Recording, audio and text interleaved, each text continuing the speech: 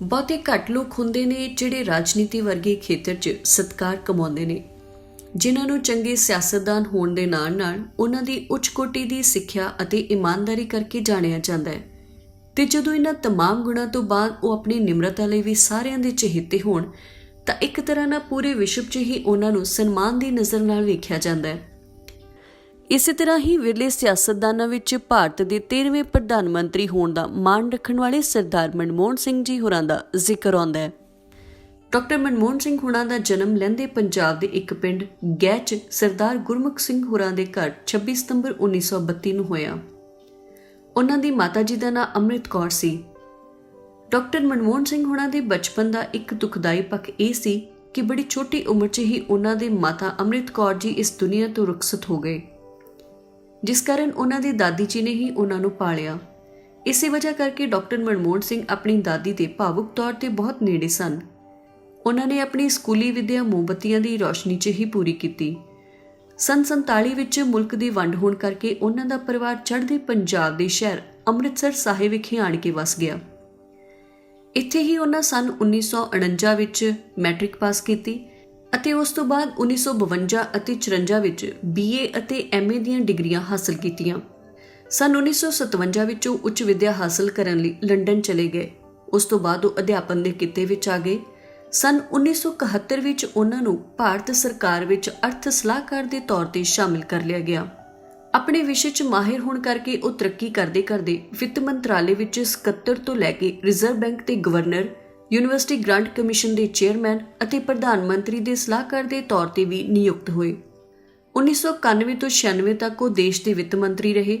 ਇਸ ਅਹੁਦੇ ਲਈ ਉਹਨਾਂ ਦੀ ਨਿਯੁਕਤੀ PV ਨਰਸਿਮਹਾ ਰਾਓ ਵੱਲੋਂ ਕੀਤੀ ਗਈ। ਡਾਕਟਰ ਮਨਮੋਹਨ ਸਿੰਘ ਹੋਰਾਂ ਦੁਆਰਾ ਬ੍ਰਿਟਿਸ਼ ਜਰਨਲਿਸਟ ਮਾਰਕ ਤੁਲੀ ਨੂੰ ਦਿੱਤੀ ਇੰਟਰਵਿਊ ਮੁਤਾਬਿਕ ਜਦੋਂ ਉਹਨਾਂ ਨੂੰ PV ਨਰਸਿਮਹਾ ਰਾਓ ਦਾ ਇਹ ਸੁਨੇਹਾ ਮਿਲਿਆ ਤਾਂ ਉਹਨਾਂ ਨੇ ਇਸ ਨੂੰ ਸੰਜੀਦਗੀ ਨਾਲ ਨਾ ਲਿਆ। ਪਰ ਜਦੋਂ ਦੂਸਰੇ ਹੀ ਦਿਨ ਉਹਨਾਂ ਨੂੰ PV ਨਰਸਿਮਹਾ ਜੀ ਦਾ ਸਿੱਧਾ ਫੋਨ ਆਇਆ ਅਤੇ ਛੇਤੀ ਤੋਂ ਛੇਤੀ ਤਿਆਰ ਹੋ ਕੇ 12 ਵਜੇ ਤੱਕ ਰਾਸ਼ਟਰਪਤੀ ਭਵਨ ਪਹੁੰਚਣ ਲਈ ਕਿਹਾ ਗਿਆ ਤਾਂ ਉਹ ਜਲਦ ਹੀ ਤਿਆਰ ਹੋ ਕੇ ਉੱਥੇ ਪਹੁੰਚ ਗਏ। ਉਹਨਾਂ ਮੁਤਾਬਿਕ ਇਸ ਤਰ੍ਹਾਂ ਉਹਨਾਂ ਦਾ ਰਾਜਨੀਤੀ ਵਿੱਚ ਪ੍ਰਵੇਸ਼ ਹੋਇਆ। ਜਦੋਂ ਡਾਕਟਰ ਮਨਮੋਹਨ ਸਿੰਘ ਹੋਰਾਂ ਦੇ ਪਰਿਵਾਰ ਵਾਲਿਆਂ ਉਹਨਾਂ ਲਈ ਰਿਸ਼ਤਾ ਵੇਖਣਾ ਸ਼ੁਰੂ ਕੀਤਾ ਤਾਂ ਸ਼ਰਮੀਲਾ ਸੁਭਾਅ ਹੋਣ ਕਰਕੇ ਉਹਨਾਂ ਨੇ ਇਸ ਦੀ ਪੂਰੀ ਜ਼ਿੰਮੇਵਾਰੀ ਆਪਣੇ ਪਰਿਵਾਰ ਨੂੰ ਹੀ ਦਿੱਤੀ ਕਿ ਉਹ ਪਰਿਵਾਰ ਦੀ ਪਸੰਦ ਮੁਤਾਬਿਕ ਹੀ ਵਿਆਹ ਕਰਵਾਉਣਾ ਚਾਹੁੰਦੇ ਨੇ। ਇਸ ਤਰ੍ਹਾਂ 1958 ਵਿੱਚ ਉਹਨਾਂ ਦਾ ਵਿਆਹ ਗੁਰਸ਼ਰਨ ਕੌਰ ਜੀ ਨਾਲ ਹੋਇਆ। ਗੁਰਸ਼ਰਨ ਕੌਰ ਹੋਰਾਂ ਨੂੰ ਬਹੁਤ ਧਾਰਮਿਕ ਖਿਆਲਾਂ ਵਾਲੇ ਕਿਹਾ ਜਾਂਦਾ ਹੈ। ਉਹਨਾਂ ਦੀਆਂ 3 ਧੀਆਂ ਉਪਿੰਦਰ ਸਿੰਘ, ਦਮਨ ਸਿੰਘ ਅਤੇ ਅੰਮ੍ਰਿਤ ਸਿੰਘ ਨੇ। ਉਹਨਾਂ ਦੀਆਂ ਤਿੰਨੋਂ ਧੀਆਂ ਨਾਮਵਰ ਲਿਖਾਰੀ ਹੋਣ ਦਾ ਮਾਣ ਰੱਖਦੀਆਂ ਨੇ। ਉਹਨਾਂ ਦੀ ਧੀ ਉਪਿੰਦਰ ਸਿੰਘ ਦਿੱਲੀ ਯੂਨੀਵਰਸਿਟੀ 'ਚ ਹਿਸਟਰੀ ਦੇ ਪ੍ਰੋਫੈਸਰ ਨੇ ਅਤੇ ਹੁਣ ਤੱਕ 6 ਕਿਤਾਬਾਂ ਲਿਖ ਚੁੱਕੇ ਨੇ। ਉਹਨਾਂ ਦੀ ਧੀ ਦਮਨ ਸਿੰਘ ਵੀ ਡਾਕਟਰ ਮਨਮੋਹਨ ਸਿੰਘ ਹੋਰਾਂ ਦੀ ਜ਼ਿੰਦਗੀ ਤੇ ਇੱਕ ਕਿਤਾਬ ਸਟ੍ਰਿਕਟਲੀ ਪਰਸਨਲ ਲਿਖ ਚੁੱਕੇ ਨੇ, ਜਿਸ ਵਿੱਚ ਉਹ ਜ਼ਿਕਰ ਕਰਦੇ ਨੇ ਕਿ ਉਹਨਾਂ ਨੇ ਬੇਹੱਦ ਸ਼ਾਂਤ ਅਤੇ ਨਿਮਰ ਰਹਿਣ ਵਾਲੇ ਪਿਤਾ ਨੂੰ ਕਈ ਵਾਰ ਕਈ ਚੀਜ਼ਾਂ ਤੇ ਬੇਹੱਦ ਗੁੱਸੇ ਹੁੰਦੇ ਵੀ ਵੇਖਿਆ। ਇਸੇ ਤਰ੍ਹਾਂ ਹੀ ਇੱਕ ਵਾਰ ਮੰਤਰੀ ਲਲਿਤ ਮਿਸ਼ਰਾ ਕਿਸੇ ਗੱਲੋਂ ਮਨਮੋਹਨ ਸਿੰਘ ਹੋਰਾਂ ਨਾਲ ਨਾਰਾਜ਼ ਹੋ ਗਏ ਤਾਂ ਉਹਨਾਂ ਨੇ ਕਿਹਾ ਕਿ ਉਹ ਆਪਣੇ ਅਧਿਆਪਨ ਦੇ ਕਿੱਤੇ 'ਚ ਵਾਪਸ ਚਲੇ ਜਾਣਗੇ। ਜਦੋਂ ਉਹਨਾਂ ਦੇ ਇਸ ਫੈਸਲੇ ਦਾ ਪਤਾ ਉਸ ਸਮੇਂ ਦੇ ਮੌਜੂਦਾ ਪ੍ਰਧਾਨ ਮੰਤਰੀ ਇੰਦਰਾ ਗਾਂਧੀ ਨੂੰ ਚੱਲਿਆ ਤਾਂ ਉਹਨਾਂ ਦੇ ਸਕੱਤਰ PN ਹਕਸਰ ਨੇ ਮਨਮੋਹਨ ਸਿੰਘ ਹੋਰਾਂ ਨੂੰ ਤਰੱਕੀ ਦਿੰਦਿਆਂ ਵਿੱਤ ਮੰਤਰਾਲੇ ਵਿੱਚ ਮੁੱਖ ਆਰਥਿਕ ਸਲਾਹਕਾਰ ਦਾ ਅਹੁਦਾ ਆਫਰ ਕੀਤਾ। ਵਿਰੋਧੀ ਪਾਰਟੀ ਦੇ ਨੇਤਾ ਅਟਲ ਬਿਹਾਰੀ ਵਾਜਪਾਈ ਨਾਲ ਵੀ ਮਨਮੋਹਨ ਸਿੰਘ ਹੋਰਾਂ ਦੀ ਗੂੜੀ ਸਾਂਝ ਸੀ। ਅਸਲ ਵਿੱਚ ਉਹਨਾਂ ਦੋਵਾਂ ਵਿਚਾਲੇ ਇਹ ਸਾਂਝ ਵੀ ਇੱਕ ਘਟਨਾ ਵਾਪਰਨ ਤੋਂ ਬਾਅਦ ਹੀ ਬਣੀ। NM ਕਟਾਟੇ ਇੱਕ ਖਾਸ ਘਟਨਾ ਦਾ ਜ਼ਿਕਰ ਕਰਦੇ ਹੋਏ ਦੱਸਦੇ ਨੇ ਕਿ 1991 ਦੇ ਬਜਟ ਇਜਲਾਸ ਤੋਂ ਬਾਅਦ ਅਟਲ ਬਿਹਾਰੀ ਵਾਜਪਾਈ ਹੋਰਾਂ ਨੇ ਬਜਟ ਦੀ ਇੰਨੀ ਤਿੱਖੀ ਆਲੋਚਨਾ ਕੀਤੀ ਕਿ ਮਨਮੋਹਨ ਸਿੰਘ ਹੋਰਾਂ ਨੇ ਆਪਣੇ ਅਹੁਦੇ ਤੋਂ ਅਸਤੀਫਾ ਦੇਣ ਬਾਰੇ ਸੋਚ ਲਿਆ। ਪਰ ਜਦੋਂ ਨਰਸਿਮਹਾ ਰਾਓ ਨੇ ਇਸ ਗੱਲ ਦਾ ਜ਼ਿਕਰ ਅਟਲ ਬਿਹਾਰੀ ਵਾਜਪਾਈ ਹੋਰਾਂ ਨਾਲ ਕੀਤਾ ਤਾਂ ਉਹਨਾਂ ਨੇ ਬੜੇ ਨਰਮ ਲਹਿਜੇ 'ਚ ਮਨਮੋਹਨ ਸਿੰਘ ਹੋਰਾਂ ਨੂੰ ਫੋਨ ਕਰਕੇ ਕਿਹਾ ਕਿ ਕਿਸੇ ਵੀ ਆਲੋਚਨਾ ਨੂੰ ਸਿਰਫ ਆਲੋਚਨਾ ਦੇ ਤੌਰ ਤੇ ਵੇਖੋ, ਖਾਸ ਕਰ ਰਾਜਨੀਤਿਕ ਆਲੋਚਨਾ ਨੂੰ। ਇਸ ਨੂੰ ਨਿੱਜੀ ਆਲੋਚਨਾ ਦੇ ਤੌਰ ਤੇ ਕਦੀ ਨਹੀਂ ਸੋਚਣਾ। ਉਸ ਤੋਂ ਬਾਅਦ ਡਾਕਟਰ ਮਨਮੋਹਨ ਸਿੰਘ ਅਤੇ ਅਟਲ ਬਿਹਾਰੀ ਵਾਜਪਾਈ ਹੋਰਾਂ ਵਿਚਕਾਰ ਸਨੇਹ ਅਤੇ ਸਤਿਕਾਰ ਦਾ ਇੱਕ ਖੂਬਸੂਰਤ ਰਿਸ਼ਤਾ ਬਣ ਗਿਆ। ਡਾਕਟਰ ਮਨਮੋਹਨ ਸਿੰਘ ਹੋਰਾਂ ਤੇ ਕਿਤਾਬ ਲਿਖਣ ਵਾਲੇ ਸੰਜੇ ਬਾਰੂ ਉਹਨਾਂ ਦੀਆਂ ਕੁਝ ਦਿਲਚਸਪ ਗੱਲਾਂ ਦੱਸਦੇ ਹੋਏ ਲਿਖਦੇ ਨੇ ਕਿ ਡਾਕਟਰ ਮਨਮੋਹਨ ਸਿੰਘ ਬੇਹੱਦ ਸੰਜੀਦਾ ਅਤੇ ਸ਼ਰਮੀਲੇ ਸੁਭਾਅ ਦੇ ਘੱਟ ਬੋਲਣ ਵਾਲੇ ਵਿਅਕਤੀ ਨੇ।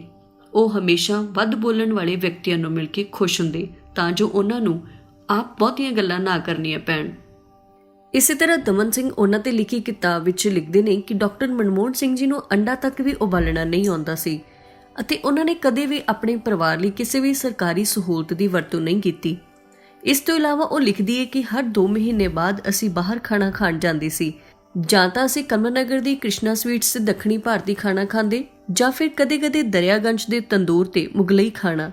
ਚੀਨੀ ਖਾਣੇ ਲਈ ਅਸੀਂ ਮਾਲਚਾ ਰੋਡ ਤੇ ਅਤੇ ਫੁਜ਼ੀਆ ਰੈਸਟੋਰੈਂਟ ਜਾਂਦੇ ਸੀ ਅਤੇ ਚਾਟ ਖਾਣ ਲਈ ਸਾਡੀ ਪਹਿਲੀ ਪਸੰਦ ਹੁੰਦੀ ਸੀ ਬੰਗਾਲੀ ਮਾਰਕੀਟ। ਦਮਨ ਸਿੰਘ ਲਿਖਦੇ ਨੇ ਕਿ ਜਦੋਂ ਪਿਤਾ ਹੁੰਦੇ ਤਾਂ ਆਮ ਪਿਤਾ ਵਰਗੇ ਹੀ ਹੁੰਦੇ ਸਨ। ਉਹਨਾਂ 'ਚ ਕਦੇ ਵੀ ਪ੍ਰਧਾਨ ਮੰਤਰੀ ਵਰਗਾ ਕੁਝ ਵੀ ਨਹੀਂ ਸੀ ਹੁੰਦਾ। ਇਸ ਤੋਂ ਇਲਾਵਾ ਡਾਕਟਰ ਮਨਮੋਹਨ ਸਿੰਘ ਹੋਰਾਂ ਬਾਰੇ ਹੋਰ ਕਈ ਦਿਲਚਸਪ ਗੱਲਾਂ ਨੇ ਜੋ ਬੇहद ਮਸ਼ਹੂਰ ਹਨ। ਡਾਕਟਰ ਮਨਮੋਹਨ ਸਿੰਘ ਸ਼ੁਰੂਆਤ 'ਚ ਆਪਣੇ ਭਾਸ਼ਣ ਦੀ ਕਈ ਵਾਰ ਪ੍ਰੈਕਟਿਸ ਕਰਿਆ ਕਰਦੇ ਸਨ ਕਿਉਂਕਿ ਉਹਨਾਂ ਨੂੰ ਇਸ ਦਾ ਤਜਰਬਾ ਨਹੀਂ ਸੀ।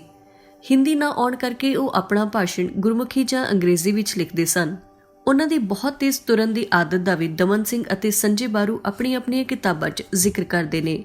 ਆਪਣੀਆਂ ਬਹੁਤ ਸਾਰੀਆਂ ਖੂਬੀਆਂ ਅਤੇ ਉੱਚ ਕੋਟੀ ਦੀ ਸਿੱਖਿਆ ਪ੍ਰਾਪਤ ਵੱਖ-ਵੱਖ ਵੱਡੇ-ਵੱਡੇ ਅਹੁਦਿਆਂ ਤੇ ਰਹੇ ਮਨਮੋਹਨ ਸਿੰਘ ਨੂੰ ਇੱਕ ਬੇहद ਇਮਾਨਦਾਰ ਨੇਤਾ ਦੇ ਤੌਰ ਤੇ ਪੂਰੇ ਵਿਸ਼ਵ ਵਿੱਚ ਸਨਮਾਨ ਦਿੱਤਾ ਜਾਂਦਾ ਹੈ। ਨਿਊਜ਼ਵੀਕ ਪੱਤਰਿਕਾ ਨੇ ਜਦੋਂ ਦੁਨੀਆ ਭਰ ਦੇ ਸਭ ਤੋਂ ਸਨਮਾਨਿਤ ਨੇਤਾਵਾਂ ਦੀ ਸੂਚੀ ਤਿਆਰ ਕੀਤੀ ਤਾਂ ਡਾਕਟਰ ਮਨਮੋਹਨ ਸਿੰਘ ਨੂੰ ਪਹਿਲੇ ਸਥਾਨ ਤੇ ਰੱਖਿਆ ਗਿਆ, ਜੋ ਕਿ ਆਪਣੇ ਆਪ 'ਚ ਇੱਕ ਵੱਡਾ ਸਨਮਾਨ ਹੈ।